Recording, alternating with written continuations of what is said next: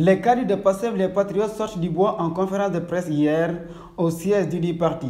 Ils sont revenus sur la situation politique et sociale du pays, avec notamment l'affaire Pape Alé Niang, l'affaire Sweet Beauty, les tests ADN, le Nemmeeku Tour, entre autres. À l'occasion, le bureau politique de PASTEF, les patriotes, interpelle l'opinion nationale et internationale sur la situation du pays. Bassirou Diomaye Faye SCI exige à Macky Sall d'arrêter les violences que son régime fait subir aux journalistes.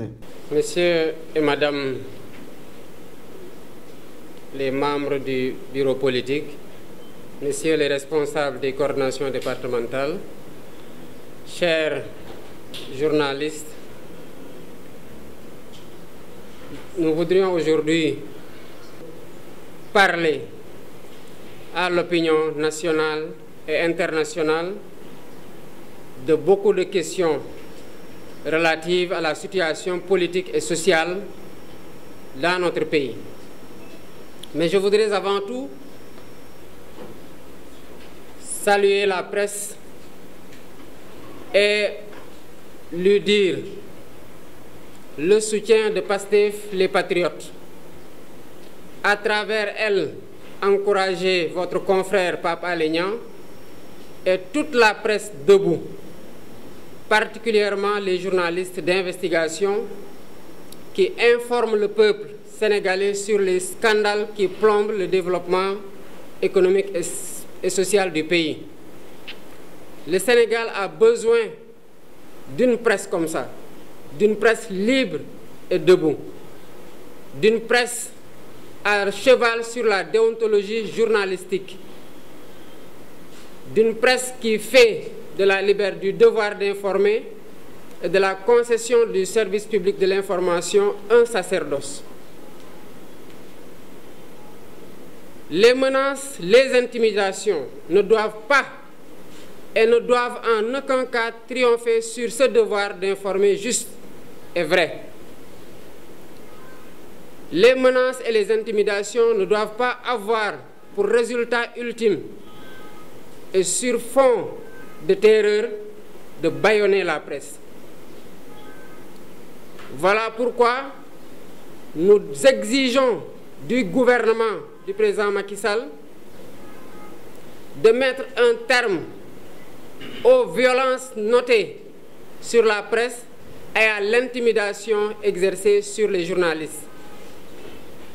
Il n'y a pas longtemps, une de vos consoeurs a été brutalisée et c'est la énième fois que le régime du président Macky Sall se comporte de cette façon avec les journalistes. Au-delà de la presse, je voudrais saluer la résilience du peuple sénégalais face aux conditions économiques et sociales sous lesquelles il ploie.